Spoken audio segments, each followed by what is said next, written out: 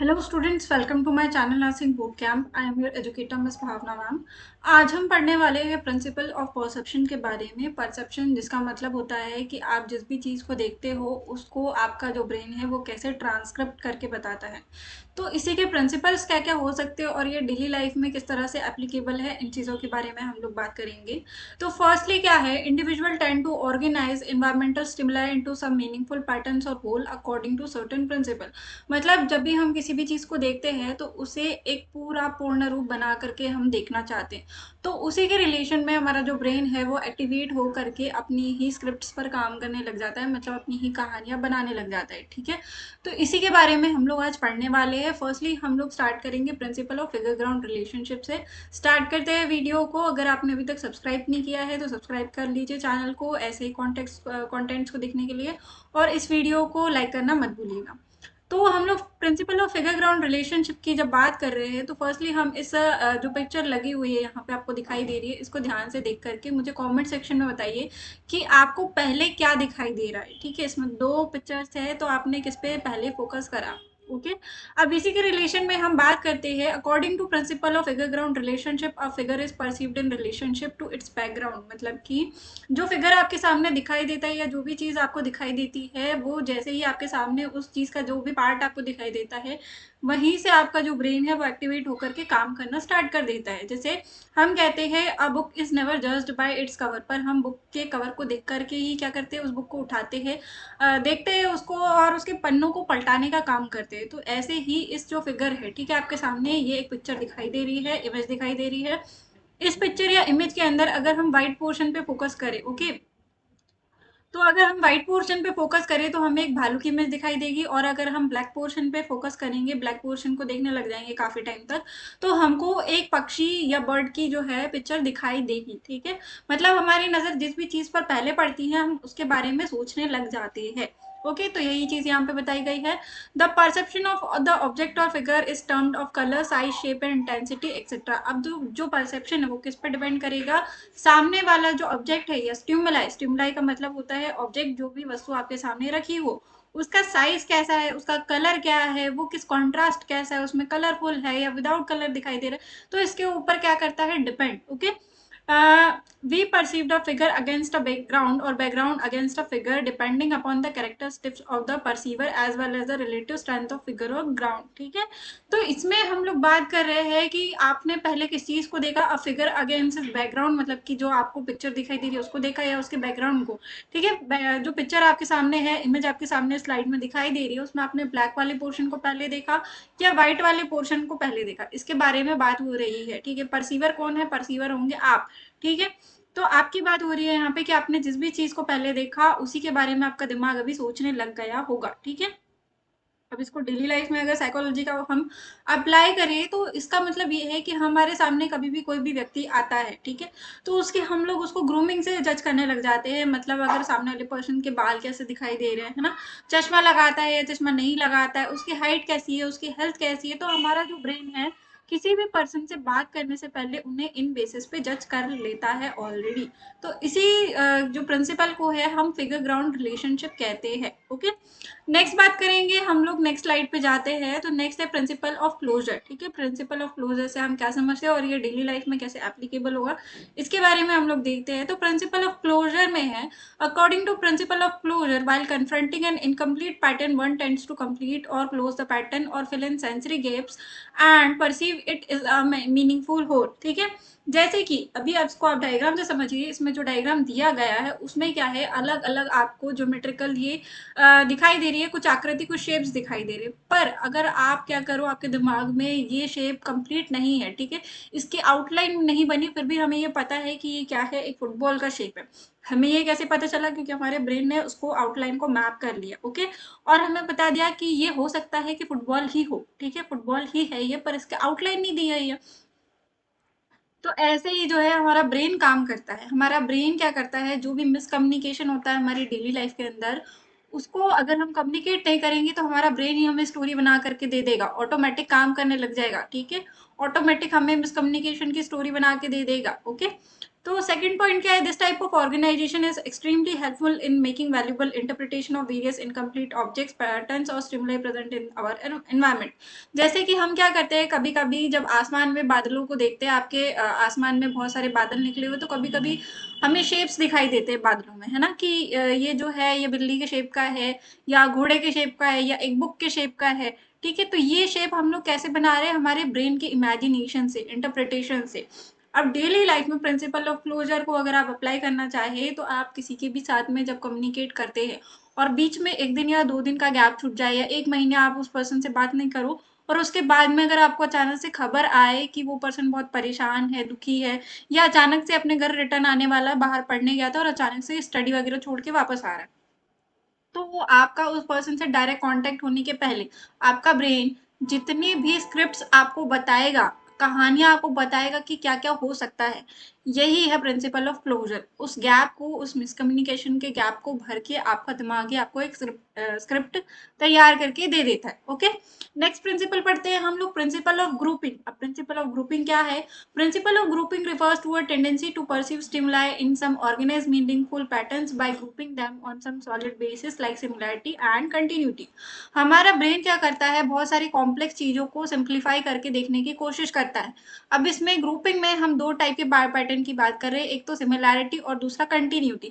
अब कंटिन्यूटी की अगर हम बात करें, तो इमेज फर्स्ट को आप देखेंगे जिसमें कि रेड डॉट्स जिस लाइन में जा रहे हैं, आपका जो ब्रेन है उसी डायरेक्शन में देखता है, आपकी जो आंखें उसी डायरेक्शन में देख रही है। और अगर सेकंड इमेज की बात करें, तो इसमें क्या है, सिमिलैरिटी दिखाई दे रही है, कुछ पैटर्न्स है जो सिमिलर दिखाई दे रहे हैं, जो कि है ट्राइंगल और सर्कल्स। ठीक है, तो ये दो बात हो गई, मतलब कि हमारा ब्रेन ने क्या कर दिया, सिंप्लीफाई कर दिया कि पहली इमेज को आप रेड डॉट्स और ब्लैक डॉट्स के बेसिस पे देखो, और जो दूसरा इमेज है, ठीक है, उसको सिमिलर पैटर्न्स के बेसिस पे देखो। तो ये क्या हो जाता है, प्रिंसिपल ऑफ ग्रुपिंग। ओके, अब नेक्स्ट बात करें हम लोग, principle of simplicity. Principle of simplicity ये है कि इसमें आपको एक इमेज दिखाई दे रही है, तो इमेज क्या कर रहा है, उसमें बहुत सारे उलझी हुई इमेजेस हैं, है ना, सर्कल के अंदर, सर्कल के अंदर, सर्कल के अंदर सर्कल, पर आपके ब्रेन ने पहले किस चीज को पकड़ा, आपके ब्रेन ने पकड़ा कि यहाँ पर एक शेप है जो क्या है, सर्कल। तो ये क्या है, सिंप्लीफाई कर दिया उस चीज को। ठीक है, तो यहाँ पे अगर हम इसको पढ़े, we perceive the simplest possible pattern because they enable the perceiver to perceive the whole from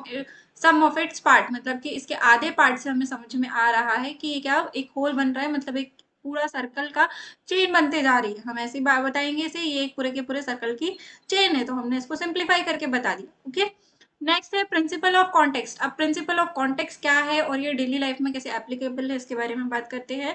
the context principle sets out an idea that individual words have no meaning और value unless they understood within the context of a sentence. ठीक है, मतलब कि किसी भी person के किसी कुछ कहने या तो फिर करने से कोई भी फर्क नहीं पड़ता, जब तक कि वो आपको पसंद ना आए, सामने वाले को पसंद ना आए। ठीक है, आप कितने भी एफर्ट लगा लो लाइफ में, कुछ भी कर लो, पर अगर सामने वाला आपके उन एफर्ट्स को नहीं देख पा रहा, उस काम को नहीं देख पा रहा, तो वो अप्रिशिएट करेगा ही नहीं। वो अप्रिशिएट नहीं करेगा तो आपका बोलना उसके लिए, सामने वाले के लिए कितने भी एफर्ट्स करना किसी काम के नहीं रह जाएंगे। ठीक है, और आपका जो प्रेजेंटेशन है वो मैटर करता है यहाँ पे, कि सामने वाला कैसे परसीव कर रहा है, सामने वाले को अच्छी चीजें पसंद है ना, या फिर थोड़ा बहुत उसमें कुछ मिलावट की चीजें पसंद है, तो वो उसके अकॉर्डिंग जो है आपकी पर्सनालिटी को जज करेगा, परसीव करेगा। ओके, तो यहाँ पे हमें बताया गया एग्जाम्पल में, an examiner may award higher marks to the same answer book in a pleasant context than in an unpleasant one. मतलब कि अगर एक एग्जामिनर है, ठीक है, स्कूल का कोई भी बच्चा है, वो अपनी क्या कर रहा है, दो बच्चे एक क्लास में, तो दोनों बच्चों में से ज्यादा मार्क्स, दोनों ने सिमिलर आंसर लिखे हैं सेम क्वेश्चन के, ठीक है, पर ज्यादा मार्क्स उस बच्चे को मिले जिसका रिप्रेजेंटेशन अच्छा है, पॉइंट्स बना के लिखा है, जो हेडलाइंस है वो अलग पेन से लिखी गई है, अंडरलाइन करके लिखी गई है, और उसके बाद में फिर जो है पूरा आंसर बहुत ही अच्छे से सजा के लिखा है, कंक्लूजन भी लिखा गया है।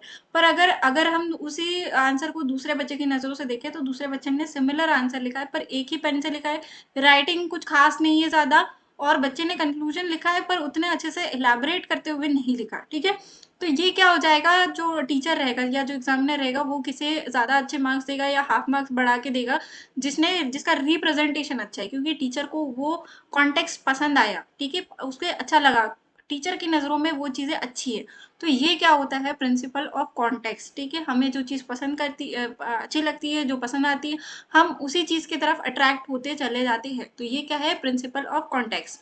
नेक्स्ट प्रिंसिपल की बात करते हैं, तो प्रिंसिपल ऑफ कॉन्टूर। अब कॉन्टूर है तो ये कॉन्टूर क्या करेगा, शेपिंग प्रोवाइड करेगा। ओके, इसको भी हम बहुत अच्छे से हमारी डेली लाइफ से रिलेट करके देखेंगे। तो a contour is said to be boundary between a figure and its ground, मतलब कि फिगर और ग्राउंड दोनों के बीच में एक गैप, लाइनिंग, मतलब कि आपको अलग बताना है। फिगर अलग है और ग्राउंड अलग है, मतलब मेरे पीछे का बैकग्राउंड जो है उससे मैं अलग कैसे दिखाई दे रही हूँ। ठीक है, तो ये क्या है, प्रिंसिपल ऑफ कॉन्टोर, उभर के सामने आना। The degree of equality of this contour separating the figure from ground is responsible for enabling us to organize stimuli or objects into meaningful pattern। ठीक है, यहाँ पे जैसे दिखाई दे रहा है। अब इसमें क्या किया गया है, ये जो ब्लैक वाला सर्कल है, इससे समझ में आ रहा है हमको कि ये ऊपर उठ रहा है और इसके पीछे का जो व्हाइट पोर्शन है ये वाटर हो सकता है, और ये जो ब्लैक पोर्शन है ये क्या हो सकता है, पानी, पानी की लहरों के जैसे दिखाई दे रहा है हमें। ठीक है, इसके सामने ये जो पिक्चर लगी हुई है ये भी क्या है, पानी की लहरों की तरह ही दिखाई दे रही है। अब यहाँ पे अगर हम बात करें हमारी डेली लाइफ में कॉन्टूर का क्या यूजफुल है, तो आप एक क्लासरूम में बैठे हो, अब आपकी क्लास में कोई बहुत बड़ी बहस चल रही है जिसमें आपको क्या है, या आपके ऑफिस में कोई बहुत ही प्रोमिनेंट बात पे क्या है, झगड़ा हो गया दो लोगों का, बहुत ही ज्यादा इंपॉर्टेंट बात है, उसमें झगड़ा चल रहा है और आपने, सामने वाला बहुत ही ज्यादा बैड वर्ड्स में बात कर रहा है, आपकी पर्सनैलिटी को, आपके फैमिली मेंबर्स को, सभी को क्या इंसल्ट करे जा रहा है, पर आप जो हो, आप अपने टॉपिक से हट नहीं रहे हो, आपका जो मुद्दा है आप उसको लेकर के लाइफ में आगे बढ़ते जा रहे हो। आपकी पर्सनैलिटी और सामने वाले की पर्सनैलिटी के बीच में जो गैप है, इसी को कहते हैं कॉन्टूर। मतलब आपने अपना कैरेक्टरिस्टिक जो है वो मेंटेन करके रखा, अपनी पर्सनैलिटी, अपना बिहेवियर मेंटेन करके रखा, और सामने वाले ने भले कितना ही चिल्ला चौट किया हो, वो जीत गया हो, पर उसकी वैल्यू कोई नहीं कर रहा। क्यों?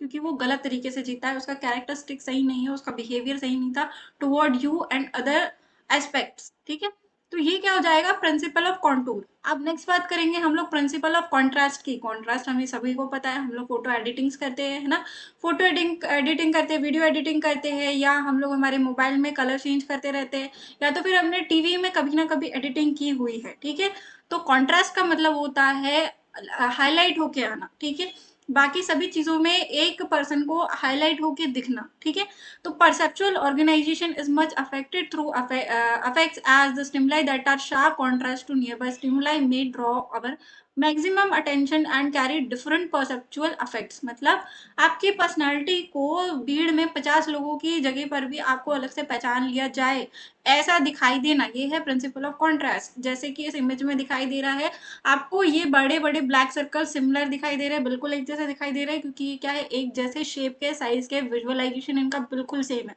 पर हमें ये जो ग्रीन कलर का डॉट है, ठीक है, ये अलग से दिखाई दे रहा है। क्यों? क्योंकि इसका शेप भी डिफरेंट है और इसका कलर भी डिफरेंट है। ठीक है, तो यहाँ से हम क्या समझ पा रहे हैं कि हमको हमारी पर्सनालिटी, जो 50 लोगों का ओपिनियन है, जो पर्सनालिटी है, उससे अलग रखनी, हमेशा अपने खुद के बिहेवियर होना चाहिए, अपना खुद का पर्सनालिटी होना चाहिए, कैरेक्टरिस्टिक होना चाहिए हमारा लाइफ के अंदर। इसके बाद में जो सेकंड इमेज है, इसमें भी हम लोग देख सकते हैं कि जो ब्लैक डॉट्स है वो क्या है, एक शेप और साइज के, और ये जो ग्रीन डॉट है ये साइज में थोड़ा सा बड़ा है और इसका कलर चेंज है, तो हम इसे आसानी से पहचान सकते हैं।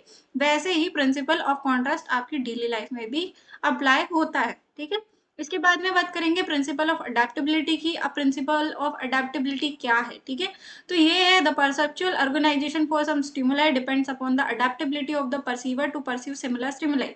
मतलब कि आप बात कर रहे हैं किसी भी स्टिमुलाई की, किसी भी ऑब्जेक्ट की जो परसीवर है, जैसे कि मैं हूँ, ठीक है, वो इस लाइट को कैसे ले रहा है, और बाहर जा करके अगर हाईलाइट हो गई, ठीक है, लाइट इससे ज्यादा हो गई, तो इस पे मेरी आंखों पर क्या असर पड़ेगा, और उस सिचुएशन को मैं कैसे हैंडल करूंगी। ठीक है, अडेप्टेबिलिटी का थ्योरी यही होता है। इसका एग्जांपल पढ़ते हैं।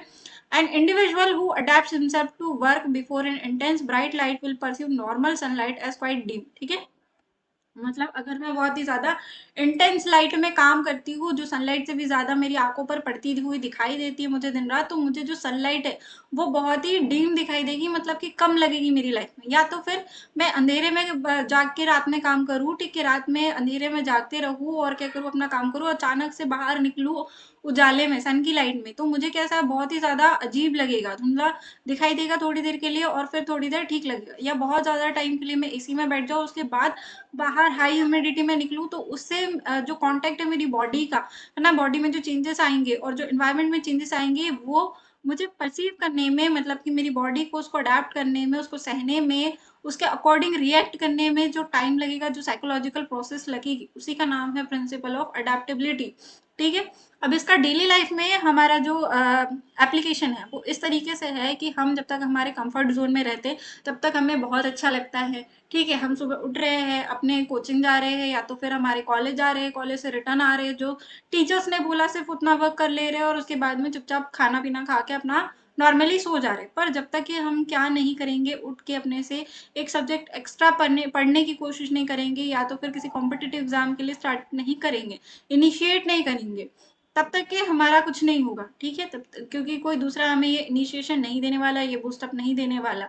जब तक कि हम उस कंफर्ट जोन से नहीं निकलेंगे, स्टेप नहीं करेंगे, स्टेप आउट नहीं करेंगे, तब तक कि हमारा ग्रोथ नहीं देख सकते हम। तो ये क्या है, प्रिंसिपल ऑफ अडेप्टेबिलिटी। जैसे भी सिचुएशन पड़ती है आपकी लाइफ में, उसके अकॉर्डिंग आपको अपनी पर्सनैलिटी बना करके रखनी है, आपका कैरेक्टरिस्टिक नहीं छोड़ना है, और अपनी पर्सनैलिटी को वास्टली क्या करना है, डाइवर्जेंस में कन्वर्ट करके देखना है कि हम यहाँ पर काम कर सकते हैं, नहीं कर सकते। ओके, तो ये क्या हो गए, गेस्टॉल्ट जो कि एक साइकोलॉजिस्ट है, उसके कुछ प्रिंसिपल हो गए। ठीक है, तो यहाँ पे हमारे है जो टॉपिक है हमारा प्रिंसिपल्स ऑफ परसेप्शन, ये कंप्लीट होता है, जिसमें हमने डेली लाइफ में उसकी एप्लीकेबिलिटी कैसे होती है, कैसे एप्लीकेबल है, इसके बारे में बात करी है। इसके साथ में इसका साइकोलॉजिकल यूज कैसे कर सकते हैं हम, या तो फिर इसको एग्जाम में आएगा तो हम लोग कैसे लिखेंगे और इसके एग्जाम्पल क्या दे सकते हैं, उसके बारे में भी हमने बात करी। आई होप आपको ये वीडियो बहुत अच्छा लगा होगा, पसंद आया होगा। और आपको इस वीडियो में कौन सा टॉपिक अच्छा लगा, कौन सा प्रिंसिपल अच्छा लगा, उसको भी कमेंट सेक्शन में बताइएगा। Thank you for watching. Lights, camera, action.